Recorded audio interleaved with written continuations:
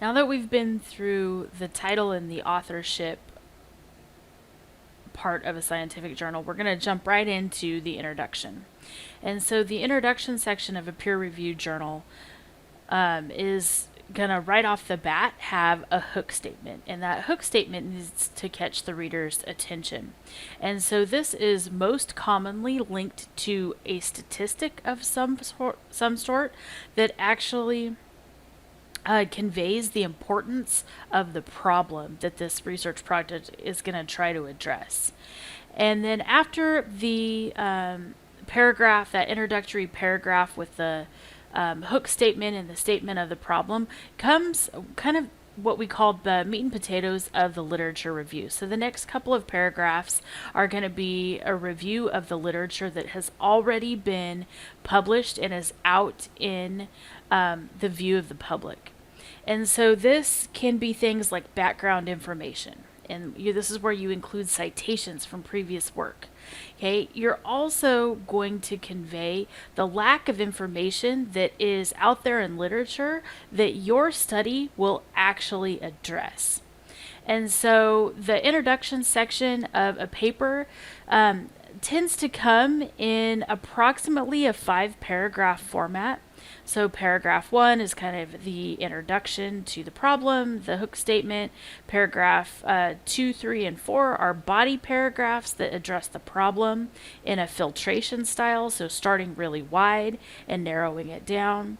And then the 5th paragraph tends to bring all of the literature review concepts together in 1 or 2 sentences, followed by the lack of information that is available that your study will address. That can usually be done in 1 sentence, followed by the objectives of the project. So it's important here, the objectives need to appear in that last paragraph, not the hypotheses. Because remember, objectives are the actionable items. Hypotheses are the if-then statement that are making a prediction.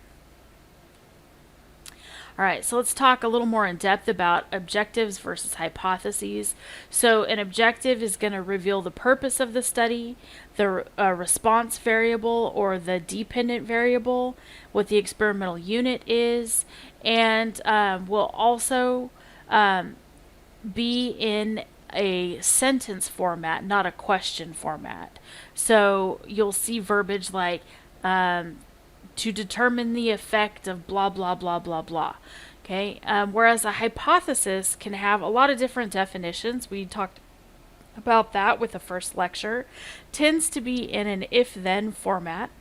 And the statistics are pretty specific, right? So it's stating that there will be a difference or no difference between the two treatments and the variables that you're trying to measure. So hypotheses are more related to a statistical procedure. They're making a prediction that there will or will not be a difference, whereas an objective is the actionable item. The materials and methods section of the paper needs to convey enough detail so that somebody else can repeat the experiment. Okay, so that means that it's going to have quite a bit of detail associated with it. In this section, the treatments are going to be clearly spelled out, as are the identification of the experimental units and how they were managed. Okay, so with animal studies, you have to talk about things like how the animals were housed, what kind of pen were they in, how often were they fed, did they have access to water, etc., etc. Whereas in like plant studies, we have to talk about was it a pot study or in a greenhouse, or was it a plot study out in a field? Was it a whole field study? Was it a regional study? Those type of things. And then you are going to see the materials and methods section get very specific about the procedures that were used. So how was the project set up? How were the treatments applied, and how was it randomized? Was the study replicated? How were data collected, etc. And at the very end of materials and methods is going to be a paragraph about statistics. And so keep in mind that materials and methods are showing the reader or telling the reader what was measured, how it was measured, and when it was measured, as well as how the data were analyzed, but there are no results reported in the materials and methods section. We save that for the results section.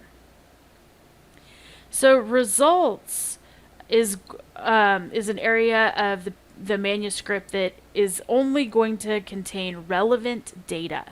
And so the results can be written, that if it's written in paragraph form, then it needs to state whether there was significance in the trait or not. If there was significance, what was the level? So that means reporting the p-value or the probability value, if you guys have been exposed to that in previous classes. If not, not a problem. We are going to hit it hard when we get to the statistics section. Okay, the results are also going to be an area where you can refer to a chart, a table, or a figure. And those chart, tables, or figures are going to be in the results section. But it's really important that they stand alone.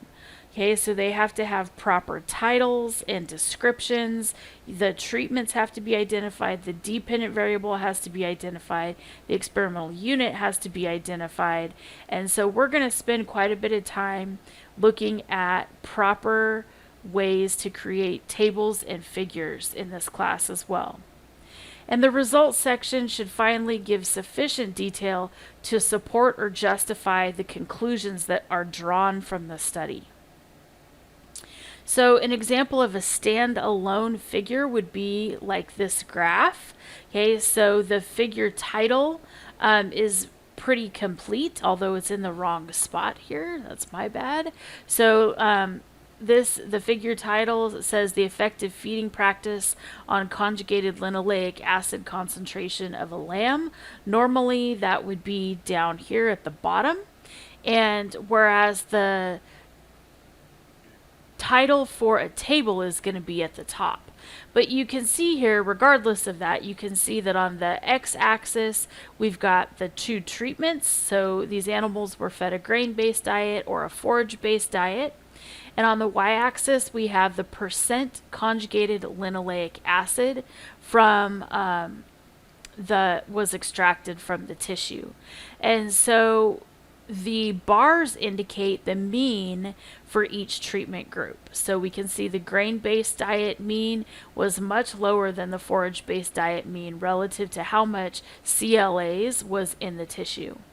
And the two superscripts above the top of each of the bars, the A and the B, they are different. Therefore, that indicates that these two treatments were statistically different at a level of P less than 0.05 or at a level of 95%.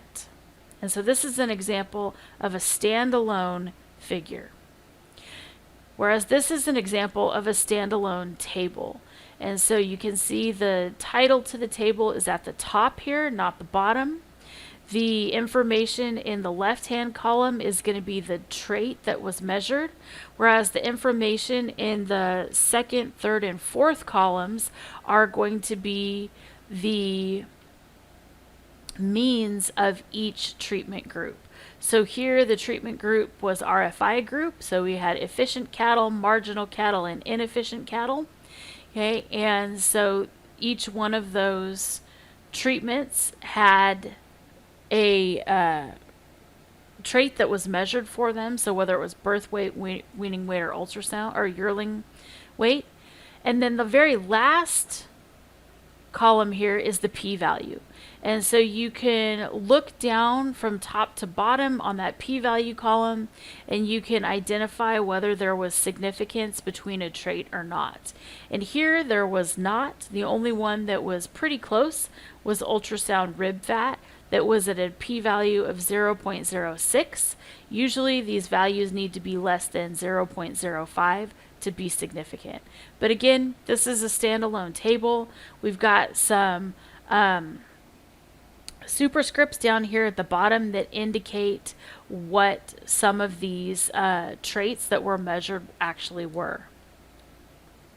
The discussion section is going to be where you compare the results of your study to previous work that has been published. Okay, so it's also an area for you to talk about what your results mean, point out key features of the work.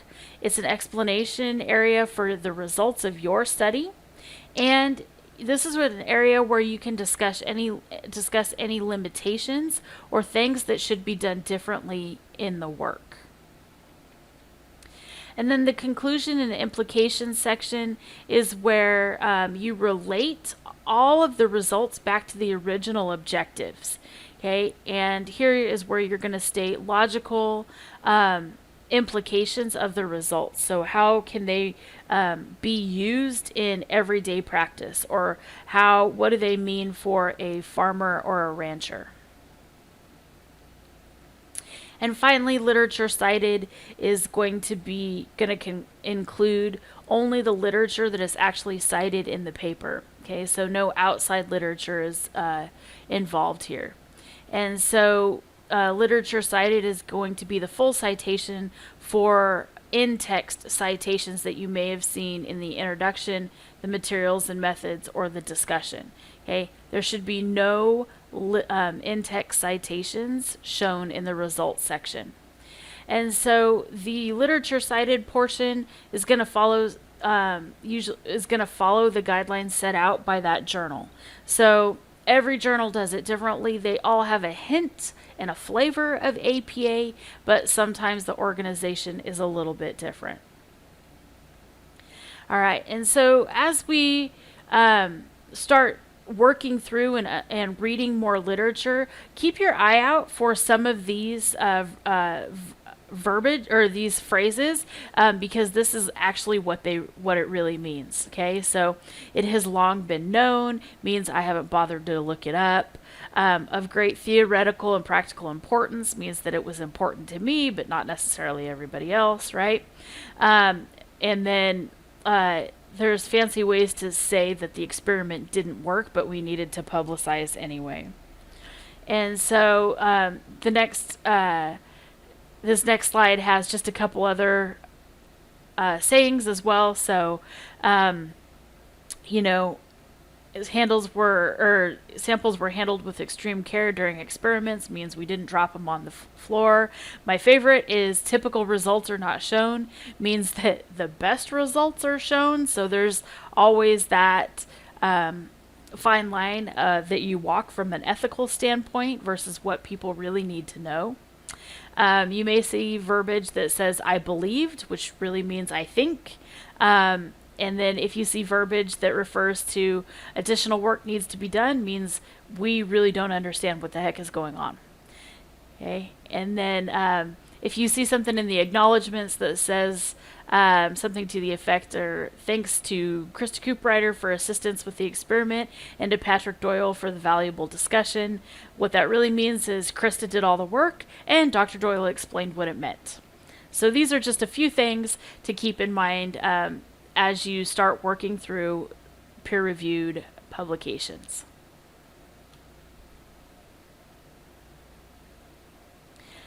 All right, so keep in mind that science can be communicated a bunch of different ways. It can be written in a report, like a traditional paper or a traditional peer-reviewed journal article.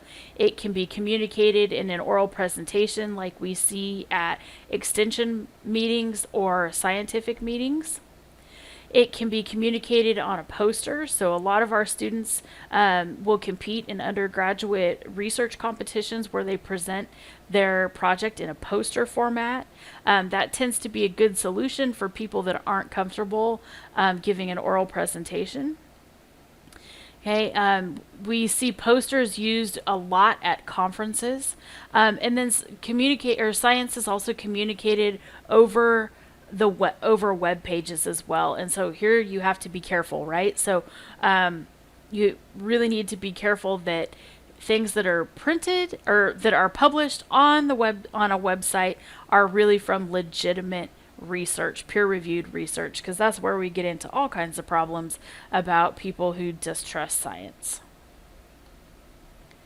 And so we can see that the web page can also take a report that was published in like Journal of Animal Science or in Agronomy, and then kind of rearrange the information to make it a little more digestible for the layperson. And so extension websites are really, really good means of communicating science.